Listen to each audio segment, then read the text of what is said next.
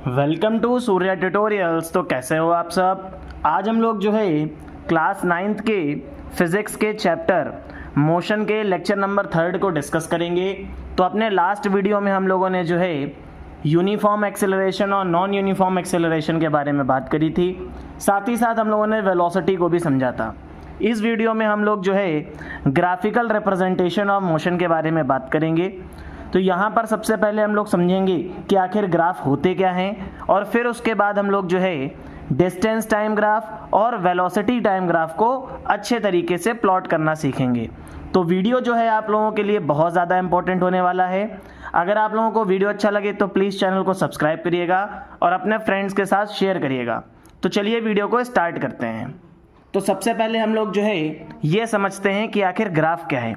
तो अगर हम लोग ग्राफ की बात करें तो जब भी हम लोग जो है दो फिजिकल क्वांटिटीज़ को ज्योमेट्रिकली रिप्रेजेंट करेंगे on X axis and Y axis, तो इस ज्योमेट्रिकल रिप्रेजेंटेशन को अपने लोग क्या बोलते हैं, ग्राफ बोलते हैं। तो मान लीजिए हमारे पास एक फिजिकल क्वांटिटी है डिस्टेंस और एक फिजिकल क्वांटिटी है टाइम। तो अगर इन दोनों फिजिकल क्वांटिटीज़ को हम लोग एक्स एक्सेस और वाई एक्सेस में रिप्रेजेंट कर रहे हैं ग्राफ पेपर के ऊपर, तो ये रिप्रेजेंटेशन ही क्या कहलाता है, आपका ग्राफिकल रिप्रेजेंटेशन कहलाता है। कि जो भी क्वांटिटी हमारी इंडिपेंडेंट है, मतलब जो किसी के ऊपर डिपेंड नहीं है, फॉर एग्जांपल टाइम किसी के ऊपर डिपेंड नहीं है, ठीक है। तो यहाँ पर आप लोग जो है इस चीज़ को हमेशा याद रखिएगा कि हम लोग इंडिपेंडेंट क्वांटिटी को एक्स एक्सिस पे रिप्रेजेंट करते हैं और डिपेंडेंट क्वांटिटी को वाई एक्सिस पे रिप्रेजेंट करते हैं। फॉर एग्जांपल हम लोग यहाँ पे क्रिकेट का एग्जांपल ले लेना है। लेट अस सपोज एक मैच हो रहा है, तो मैच में क्या होगा, कुछ ओवर्स फेंके जा रहे होंगे और उन ओवर्स पे क्या बन रहे होंगे, रन बन रहे होंगे। तो क्या ओवर्स डिपेंडेंट क्वांटिटी है कि इंडिपेंडेंट क्वांटिटी है? भाई ओवर तो किसी चीज़ के ऊपर डिपेंड नहीं कर रहा है, लेकिन ओवर्स के ऊपर कौन डिपेंड है, डिपेंडेंट है रन्स। जैसे जैसे ओवर बढ़ेंगे वैसे वैसे क्या होंगे, रन भी बढ़ते चले जाएंगे। तो यहाँ से ओवर आपका क्या हो गया, ओवर आपका एक इंडिपेंडेंट क्वांटिटी हो गई जिसको हम लोगों ने क्या किया, एक्स एक्सिस पे रिप्रेजेंट किया। और रन्स जो हैं that is dependent on over. तो रन्स किसके ऊपर डिपेंड हो रहे हैं, ओवर्स के ऊपर डिपेंड हो रहे हैं। तो हमने इनको किसके ऊपर प्लॉट कर दिया, वाई एक्सिस के ऊपर प्लॉट कर दिया। तो इस रिप्रेजेंटेशन को अपने लोगों ने क्या बोला, ग्राफिकल रिप्रेजेंटेशन बोला। तो यहाँ से अगर अपने लोग देखें तो हम लोगों को ग्राफ के बारे में तो पता चल गया, लेकिन अब हमारे मन में क्वेश्चन अराइज होता है कि आखिर ग्राफ का यूज़ क्या होता है। तो देखिए ग्राफ की हेल्प से अपने लोग क्या करते हैं, यहाँ पर हम लोग स्लोप और एरिया की वैल्यू को फाइंड करते हैं। तो सबसे पहले हम लोग समझेंगे कि स्लोप क्या है। तो देखिए स्लोप जो है एक तरीके का इंक्लाइनेशन है। तो यहाँ से आप लोग देख सकते हो, मान लो हम लोगों ने क्या किया, एक लाइन ड्रॉ करी। तो ये लाइन जब अपने लोगों ने ड्रॉ करी तो देखिए ये क्या है, थीटा डिग्री पर क्या हो रही है, ये थीटा एंगल पर इंक्लाइन हो रही है। तो इस थीटा एंगल को हम लोगों ने क्या बोल दिया, स्लोप बोल दिया। अब ये जो थीटा है आपका, ये एक्चुअल में थीटा की वैल्यू क्या है, it is Y upon X. तो स्लोप जब भी अपने लोग जो है ग्राफ के लिए स्लोप की वैल्यू निकालेंगे, तो स्लोप का मतलब क्या है, एक्चुअल में जो स्लोप होगा ये tan थीटा के बराबर होगा। और आपको बताया tan थीटा क्या होता है, परपेंडिकुलर अपॉन बेस। तो परपेंडिकुलर यहाँ पे क्या आ रहा है, y, और x हमारा क्या है, base.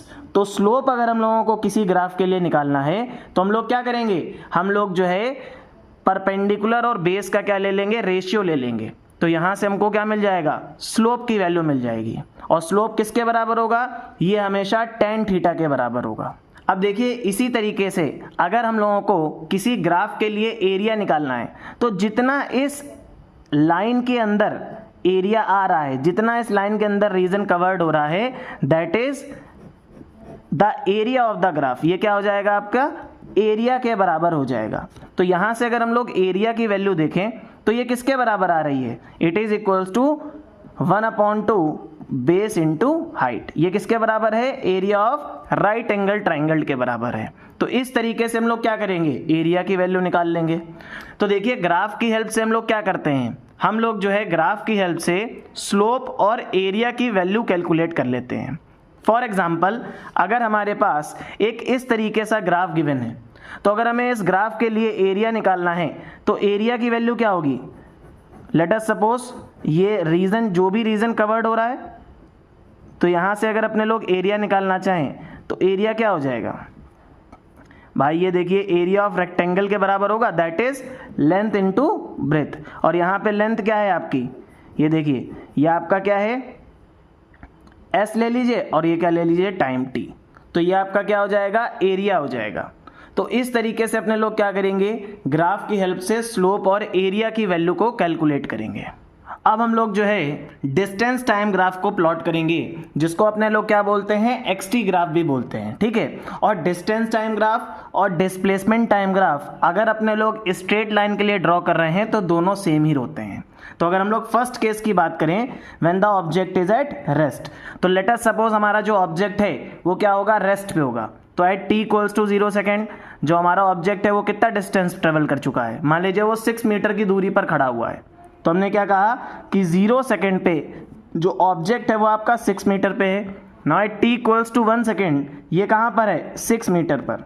Eight t equals to 2 second पर भी ये कहाँ पर है, 6 मीटर पर। तो यहाँ से आप क्या देख रहे हो कि टाइम के रेस्पेक्ट में अगर किसी ऑब्जेक्ट की या बॉडी की पोजीशन में कोई भी चेंजमेंट नहीं आ रहा है तो उसको अपने लोग क्या बोलते थे, रेस्ट बोलते थे। तो यहाँ पे आप देखिए कि 1 सेकेंड 2 सेकेंड और 3 सेकेंड सब पर क्या है, डिस्टेंस जो है वो 6 मीटर है कि नहीं है। तो अगर यहाँ से अपने लोग लाइन को ड्रॉ करेंगे तो क्या हमारे पास ये इस तरीके से ग्राफ आएगा कि नहीं आएगा।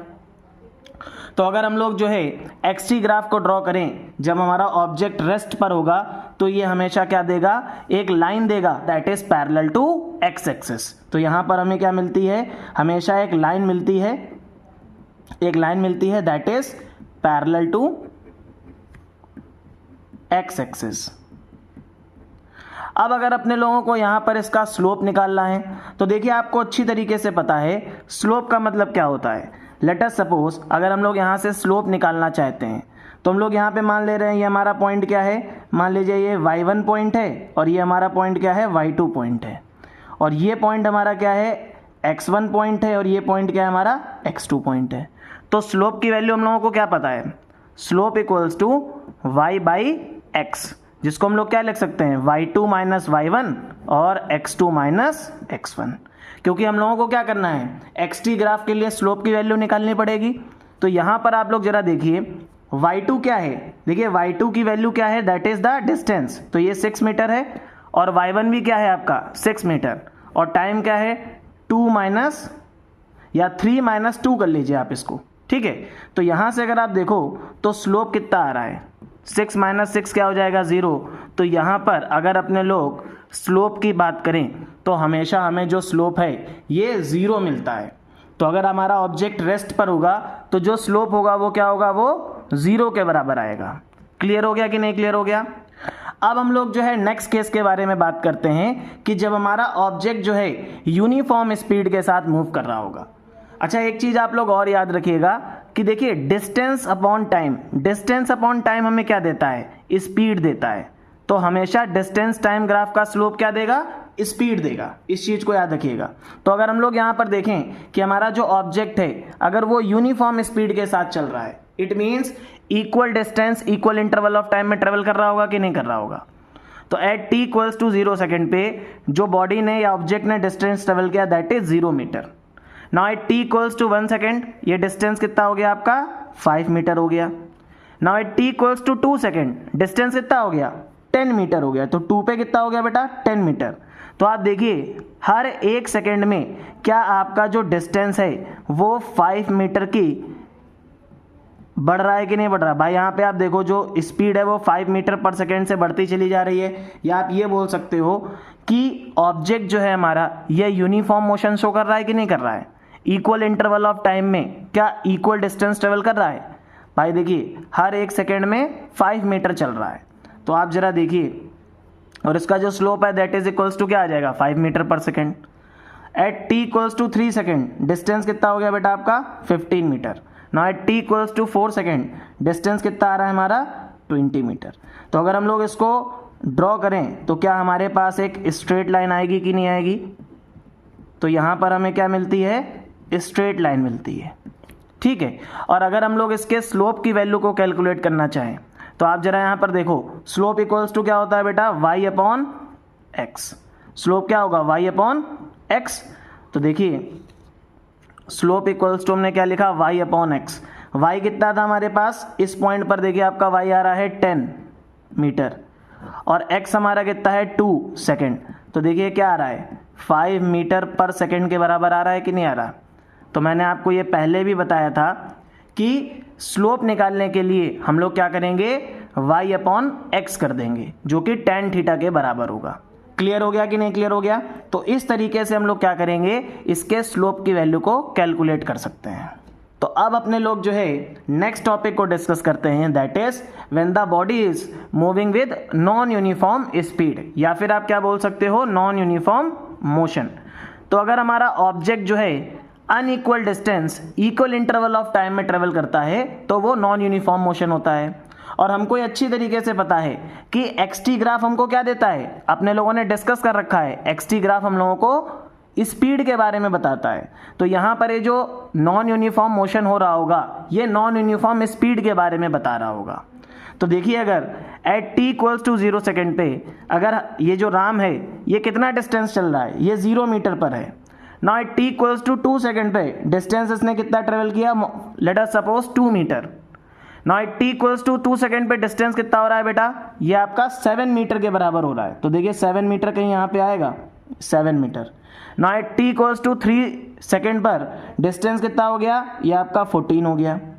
Now at t equals to 4 second पर डिस्टेंस बेटा कितना हो गया आपका, ये 22 हो गया।